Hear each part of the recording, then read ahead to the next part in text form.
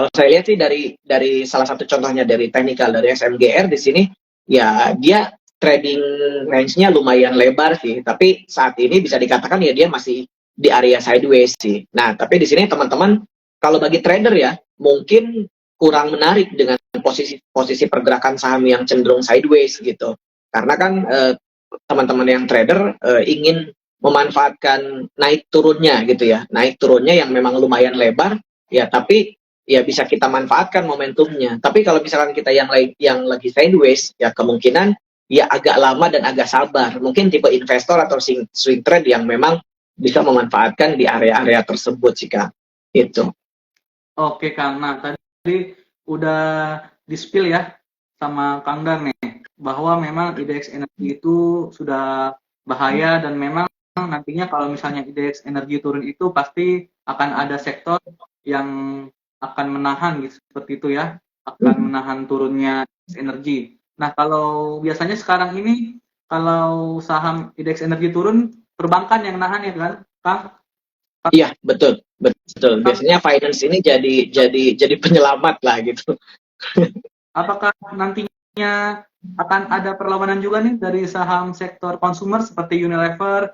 Kalau saya lihat sih ya, Unilever seperti ICBP juga sudah mulai menarik nih Kang. Karena kan nanti akan ada tahun pemilu ya, seperti itu. Iya, Daya betul. beli naik tentunya, yang paling terkena dampak positif pertama itu di saham konsumer dan juga media nih. Nah, kalau Iya. kita lihat ya kan, konsumer itu Unilever sejak 18 September udah naik ya sampai 22 September, 18 sampai 22 kalau bisa kita lihat chartnya, dan memang ini lagi ada retrace ya seperti itu.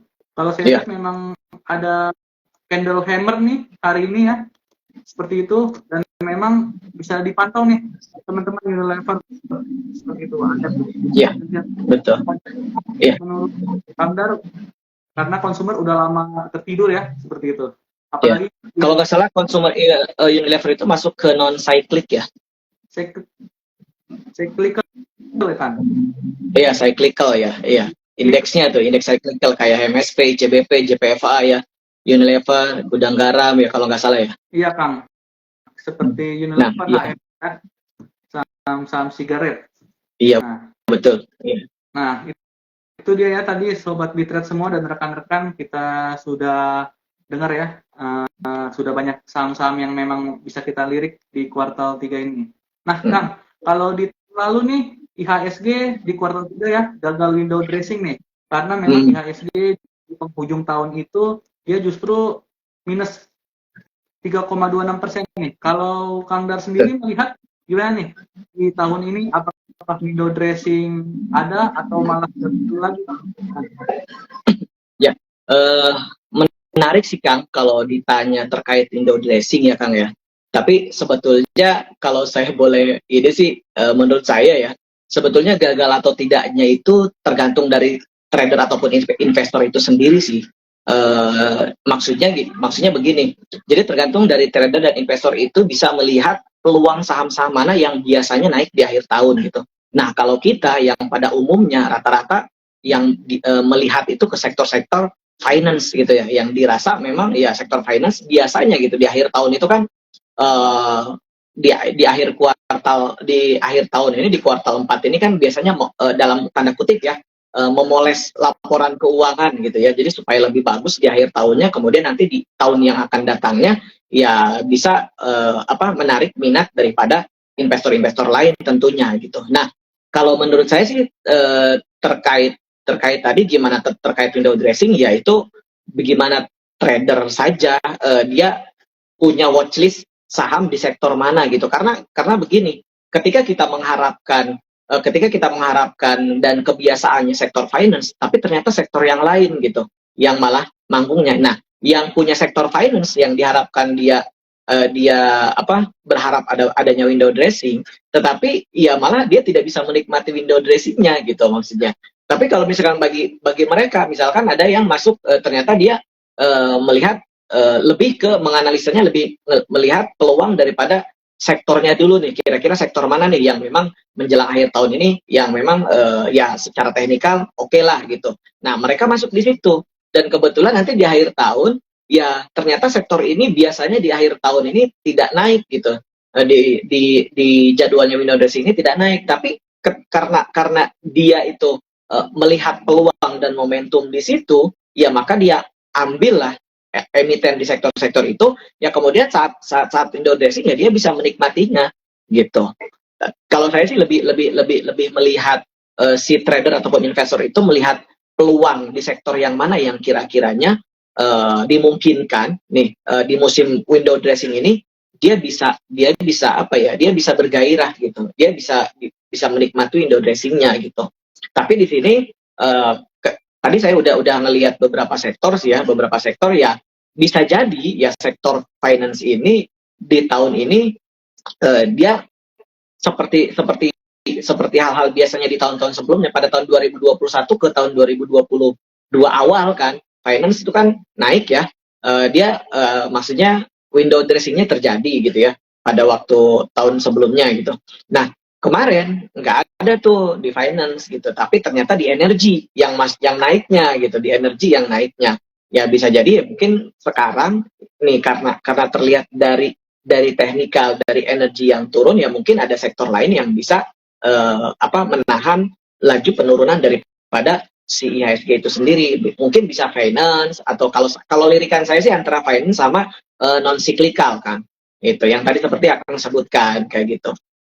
Oke Kang, jadi Itu kita ingin merasakan window dressing itu justru dari kita dulu ya Kang. Kita milih iya betul sih Kang. sahamnya apa nih? Bisa jadi nanti IHSG hijau atau window dressing terjadi, justru saham kita merah ya, karena kita salah pilih sektor, salah pilih saham. Justru misalnya dressingnya nggak terjadi dan IHSG justru merah di akhir tahun, kita justru malah bisa cuan karena kita milih sektor atau milih sahamnya itu yang benar jadi pendorong IHSG, bukan penekan IHSG. Jadi memang balik lagi ke diri kita ya Mas, untuk analisa sahamnya ya, yang baik. Iya betul Kang. Berpotensi. Iya. Jadi pandai-pandai trader itu sendiri sih yang kira-kira melihat peluang mana sih untuk masuk di pekan akhir tahun ini gitu Kang. Oke, tadi juga udah di spill ya IDX Finance sama non cyclical nih. Iya, dijagoin non cyclical. Oh iya, sama ini lagi Kang, properti. Coba teman-teman nanti lihat indeksnya properti gitu. Kemarin pas saya sebelumnya melakukan ngasih ini ya Kang ya, kita diskusi gitu ya.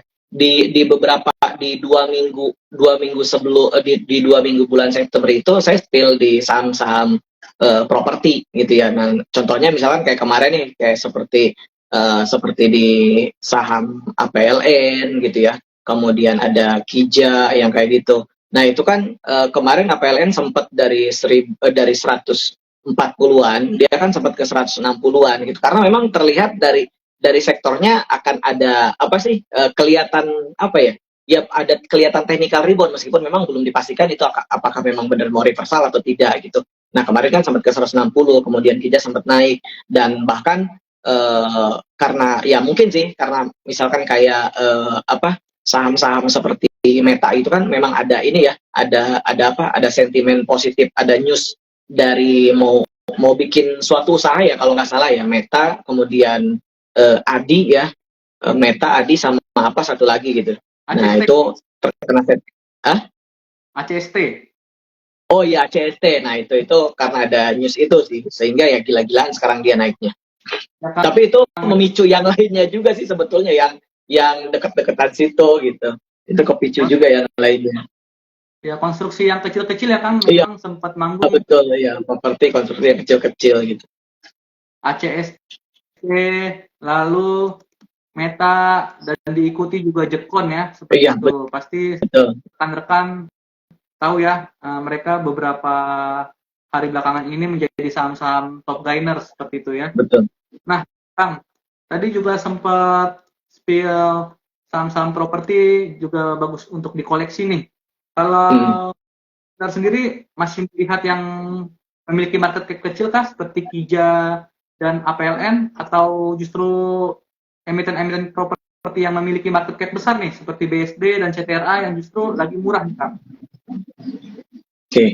Kalau misalkan apa terkait saham-saham yang misalkan lebih besarnya gitu, bisa dikatakan lebih besar lah gitu, karena yang tadi kita sebutkan itu relatif emiten-emiten kecil yang memang volatilnya agak lumayan ya. Tapi kalau misalkan kita lihat dari saham-saham seperti SMRA seperti itu, ya sebetulnya kalau dilihat dari valuasi ya memang murah sih.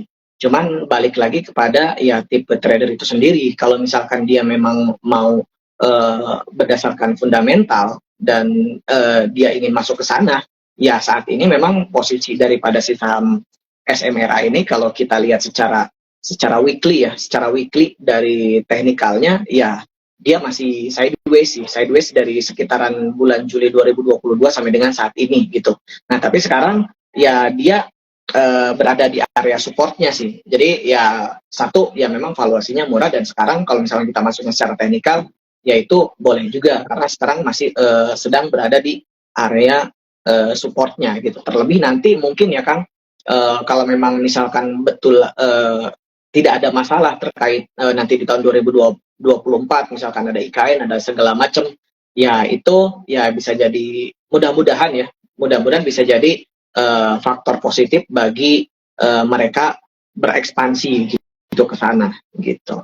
Itu bisa. Cuman kalau untuk saham-saham yang kecil tadi ya itu relatifnya apa ya?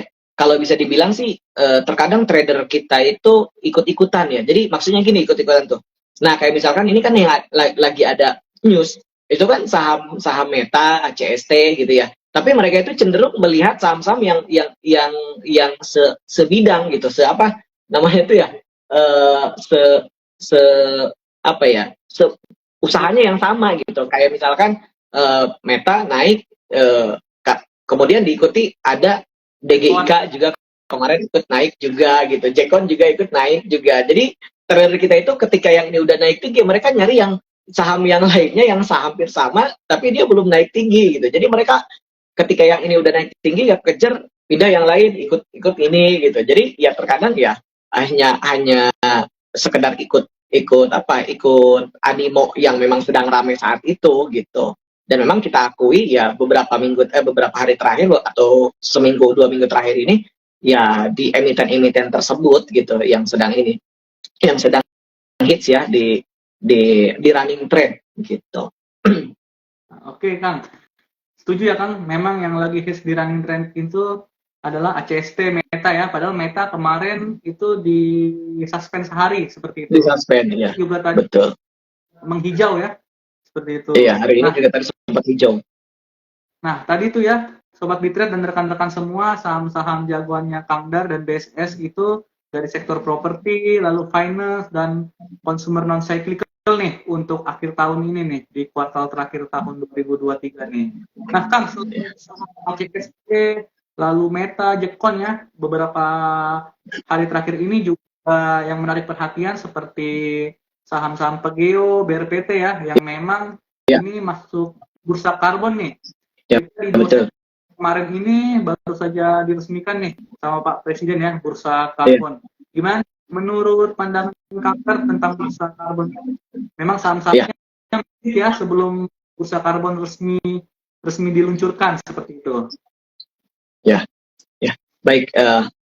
Sebetulnya sih IDX karbon ya dibilangnya ya. Jadi IDX karbon ini kemarin kan udah diresmikan ya sama Presiden sendiri. Jadi sebetulnya tujuan dari IDX karbon ini kalau nggak salah itu menjadi sebuah milestone penting ya bagi dekarbonisasi di Indonesia gitu, yang dimana katanya tahun 2060 itu nanti dia menuju net zero emission ya mungkin bisa lebih cepat dari tahun 2060. Tapi dengan adanya IDX karbon ini menurut saya sih bagi pelaku usaha ya itu memang memberikan transparansi sih terkait perdagangannya ya, kemudian memberikan keandalan juga dan bisa memberikan keamanan juga nantinya. Bahkan mungkin bisa menjadi solusi ya bagi perdagangan karbon di Indonesia gitu. Jadi nanti perdagangannya bisa teratur karena memang ada aturan-aturannya yang jelas gitu. Tapi kalau misalkan kita dilihat dari sebagai trader ataupun investor jangka pendek kan gitu ya, menurut saya sih biasa saja gitu. Maksudnya biasa saja itu ya hype-nya itu ya seperti komoditas-komoditas lainnya gitu sih. siklusan gitu. Ya mungkin bisa saja nanti ketika ada yang lagi rame tiba-tiba di tahun depan gitu ya. Contohnya kan kalau misalkan teman-teman di sini ada yang pernah merasakan kayak dulu misalkan lagi rame saham-saham bank syariah gitu ya. Itu kan tahunnya bank syariah gitu. Kemudian bank digital gitu kan. Di tahun itu bank digital gitu ya. Kemudian kemarin energi gitu. Ya sama halnya dengan sektor yang lainnya sih ya mungkin ya siklusan terkadang memang kalau ya lagi rame ya rame gitu. Kalau misalkan ya memang lagi sepi ya mungkin akan jadi biasa saja sih. Tapi kalau misalkan kita lihat dari sudut pandang pelaku usaha dengan adanya IDX Carbon ini ya bagus gitu.